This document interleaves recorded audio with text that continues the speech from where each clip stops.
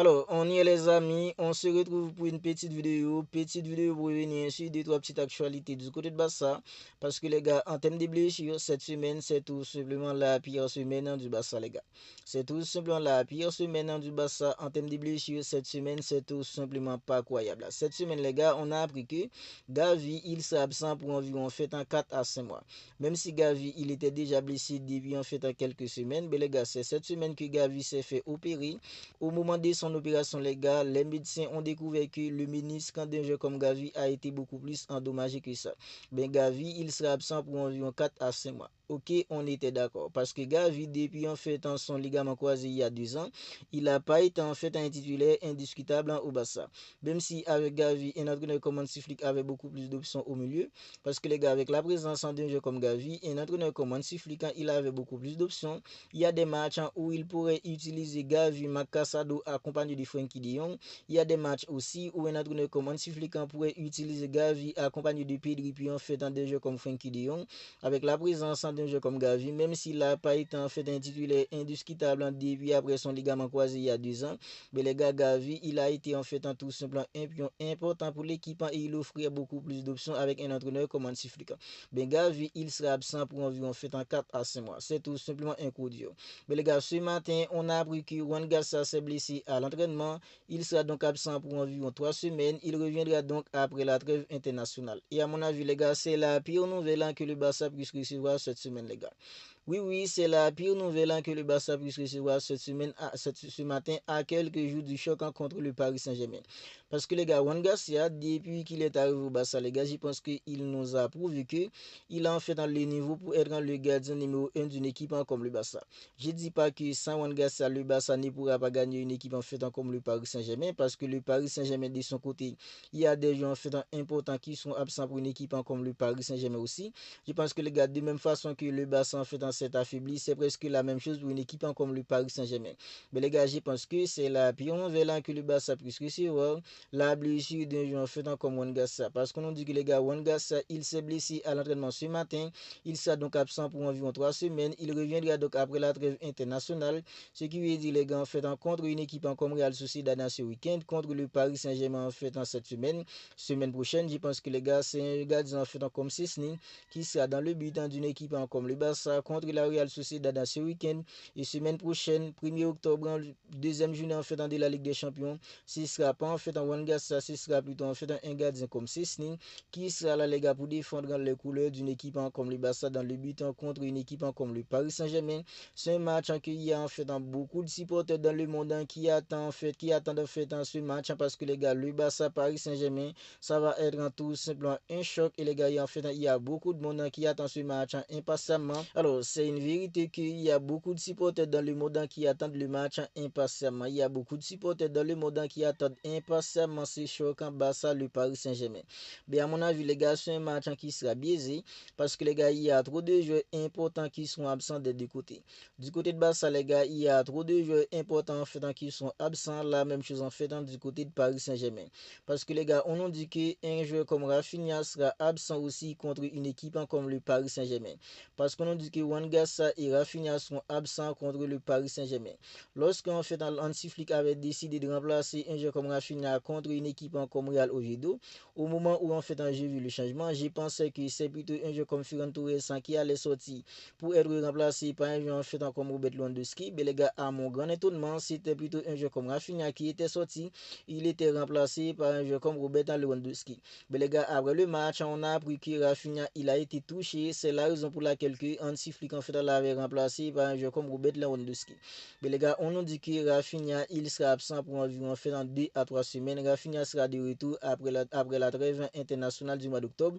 Ce qui veut dire les gars, Rafinha lui aussi il sera absent contre une équipe en fait comme le Paris Saint-Germain semaine prochaine, 1er octobre plus précisément. C'est tout simplement un coup dur pour le Barça. Le Barça n'aura pas en fait Juan Garcia, le gardien numéro 1. Le Barça n'aura pas en fait Rafinha, l'un des joueurs les plus importants de l'équipe. Le Barça n'aura aura pas Fermin Lopez. Fermin Lopez, lui aussi, les gars, à pas moment, en fait, il peut nous sortir des matchs en tout simplement dingue. Et les gars, surtout que Daniel Olmo à présent, il est trop nonchalant. Franchement, les gars, je pense que c'est vraiment un coup dur. Voilà pourquoi je vous dis que les gars, la rencontre entre le Barça et le Paris Saint-Germain, il y a en fait beaucoup de monde qui attend ce match impatiemment. Mais les gars, je pense que c'est une rencontre qui sera biaisée parce que les gars, il y aura trop de joueurs importants, trop de joueurs de qualité qui sont absents en fait des deux côtés. Du côté de Barça, il n'y aura pas Gavi, il n'y aura pas Wangassa, il n'y aura pas Fermin Lopez, il n'y aura pas Rafinha. Ben, du côté du Paris Saint-Germain, les gars, en fait, il y a des joueurs importants en fait, qui ne seront pas là aussi. Parce qu'on a appris que les gars, en fait, un défenseur comme Marquinhos, il sera absent contre le Barça. Et c'est un coup dur pour le Paris Saint-Germain. Marquinhos, c'est tout simplement le leader technique d'une équipe comme le Paris Saint-Germain. Le leader en fait de la défense d'une équipe comme le Paris Saint-Germain. Non seulement c'est le capitaine et c'est lui en fait le chef de la défense d'une équipe comme le Paris Saint-Germain. Mais les gars, Marquinhos, il sera absent contre le Barça. Marquinhos sera pas là. Il y a aussi en fait un milieu de terrain en fait de qualité, à savoir en fait Joao Neves. Joao Neves, lui aussi les gars, il sera absent contre une équipe comme le Barça. Il y aura pas aussi en fait Désiré Doué. Désiré Doué, les gars, c'est l'un des joueurs les plus importants d'une équipe comme le Paris Saint-Germain en attaque. Et n'en parlons pas en fait de Ousmane Dembélé, le meilleur joueur du monde, parce que les gars, c'est Ousmane Dembélé qui vient de remporter en fait le ballon d'or de 2025. Ousmane Dembélé, c'est actuellement en fait le meilleur joueur du monde. Mais les gars, Ousmane Dembélé, il sera absent. Désiré Doué, il sera absent. Joao Neves, en fait, il sera absent. Marquinhos sera absent. Tout ça, alors tout ça fait que les gars, en fait, le match contre le Paris Saint-Germain, le match contre le Barça, le match en Barça, le Paris Saint-Germain, c'est un match qui sera biaisé parce que les gars, des deux côtés, il y a trop de joueurs importants en fait, qui sont absents. Ça fait que les gars, en fait, c'est une rencontre qui sera biaisée. Même si les gars, c'est l'une des rencontres en fait le plus attendues dans le monde du football depuis en fait l'année dernière, depuis la saison dernière. Il y a beaucoup de bons les gars qui attendaient cette rencontre. Le Barça, le Paris Saint-Germain, mais malheureusement les gars, le Barça suffisait sortir en demi-finale retour contre une équipe comme l'Inter Milan. Ça a fait que les gars, on n'a pas eu en fait dans la finale rêvée. Barça, le Paris Saint-Germain, finale de la Ligue des Champions. Mais les gars, en phase de groupe en cette saison, on a en fait dans cette rencontre, mais les gars, avec toutes les blessures accumulées en fait des deux côtés, je pense que les gars, c'est une rencontre en fait hyper attendue, mais c'est une rencontre qui sera biaisée à mon avis, parce que les gars, du côté de Barça, il y a des joueurs en fait des qualités qui sont absents. La même chose en fait du côté du Paris Saint-Germain. Mais les gars, pour une équipe comme le Barça, on est qu'au début de la saison, les gars, mais on voit que l'équipe s'affaiblit de plus en plus. Parce que les gars, Gavi, il est absent pour environ 4 à 6 mois. Un jeu comme Marc-André Seguin en fait en 16 mois. Un gardien comme Wangassa, c'est 3 semaines. Fermin Lopez, c'est 2 à 3 semaines. Rafinha, les gars, en fait en 2 à 3 semaines. On voit que les gars, il y a pas mal de joueurs de qualité, pas mal de joueurs en fait importants. Parce que les gars, Rafinha, c'est l'un des joueurs les plus importants de l'équipe. En fait, Wangassa, c'est le gardien en fait en numéro 1 de l'équipe. Fermin Lopez, les gars, lui aussi, il est important en fait dans l'effectif. Parce que les gars, Fermin Lopez, non seulement c'est un 10 en fait, il est bagarreur. Et il est buteur aussi, les gars. Lorsque Fermin Lopez en fait est sur le terrain, c'est un joueur en fait qui se donne à 100%.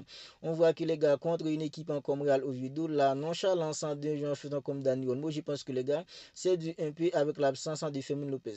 Parce que lorsque Fermin Lopez il est là, on voit que Daniel, les gars, en fait, il se donne encore plus, il se défonce encore plus, parce qu'il sait très bien que les gars, Fermin Lopez, à n'importe quel moment, Fermin Lopez en fait peut prendre sa place. Bien puisque Fermin Lopez en fait il est absent pour environ 2 à 3 semaines, on voit que contre une équipe en fait comme Real Oviedo, un joueur en fait comme Dani Olmo, il était tout simplement invisible tout au long de la rencontre. Mais les gars, il n'a pas été remplacé. Si Fermin Lopez était présent, les gars, je pense que depuis en fait en seconde mi-temps, un entraîneur comme Hansi Flick allait remplacer un joueur comme Dani Olmo par Fermin Lopez. Mais puisque Fermin Lopez il est absent, Dani Olmo il était tout simplement invisible tout au long de la rencontre, parce que les gars, il sait très bien que avec l'absence de Fermin Lopez, il n'a pas vraiment fait un concurrent. Voilà pourquoi je pense que les gars, l'absence de Fermin Lopez, ça va coûter cher à l'équipe. Idem pour un jeu comme Rafinha. Mais les gars, la bonne nouvelle est qu'il y a un jeu comme Lamine Yamal qui a annoncé son retour. Parce que les gars, Lamine en fait, il a fait un post sur lequel il dit que en fait un back. Ça veut dire que les gars, la mine, il est de retour, parce qu'on dit que les gars, en fait, la mine et Alejandro Balde, ils ont effectué en fait dans toute la séance en collectif avec le groupe en ce matin. Ça prouve que les gars, en fait, la mine et Alejandro Balde, ils sont de retour contre une équipe en fait comme Real Sociedad dans cette semaine. Et pour la rencontre le Paris Saint-Germain, que ce soit Lamine, que ce soit Alejandro Balde, les gars, ils sont tous en de retour. Même si en fait en cette semaine, ça a été dur pour le Barça en termes de blessures, on a eu en fait pas mal de mauvaises nouvelles en termes de blessures cette semaine du côté de Barça. On a aussi en fait de bonnes nouvelles parce qu'on a dit que les gars en fait Alejandro Balde, il est de retour, idem en fait pour Lamine. Mais le retour de Lamine, les gars, en fait, je l'attendais impatiemment parce que depuis en fait dans l'absence de Lamine, les gars, on voit que les couloirs droits d'une équipe comme le Barça, je ne vais pas dire en fait que le couloir droit est devenu nul, mais les gars, on voit en fait qu'il manque quelque chose sur le couloir droit du Barça depuis l'absence de Lamine. Il n'y a pas en fait beaucoup en fait d'accélération, il n'y a pas beaucoup de dribble, il n'y a pas en fait beaucoup de percussion, parce que les gars, avec en fait la présence de Lamine sur le couloir droit, il y a en fait beaucoup plus d'accélération, il y a beaucoup plus d'explosivité, beaucoup plus en fait des dribbles, ça fait que les gars en fait dans le couloir droit du Barça avec l'absence de Lamine, il manque en fait d'activité sur ses côtés. Mais les gars, heureusement que Lamine en fait il est de retour. Ce week-end, il sera là contre une équipe en fait comme Real Sociedad contre le Paris Saint-Germain. Je pense que on aura Lamine en fait en titulaire contre une équipe comme le Paris Saint-Germain semaine prochaine, deuxième journée en fait de la Ligue des Champions. Mais les gars, vous n'hésitez pas à me dire ce que vous en pensez de tout cela dans les commentaires. Wangassa qui s'est blessé à l'entraînement ce matin, il sera donc absent pour environ 3 semaines. Gavi qui est absent pour 4 à 5 mois. Rafinha qui est absent en fait pour 2 à 3 semaines. C'est la même chose en fait pour un jeu comme Fermin Lopez. N'hésitez pas à réagir dans les commentaires si ce n'est pas encore fait. Abonnez-vous à la chaîne et activez la petite cloche des notifications pour ne pas manquer en fait dans toutes les dernières vidéos. On se capte bientôt pour une autre vidéo.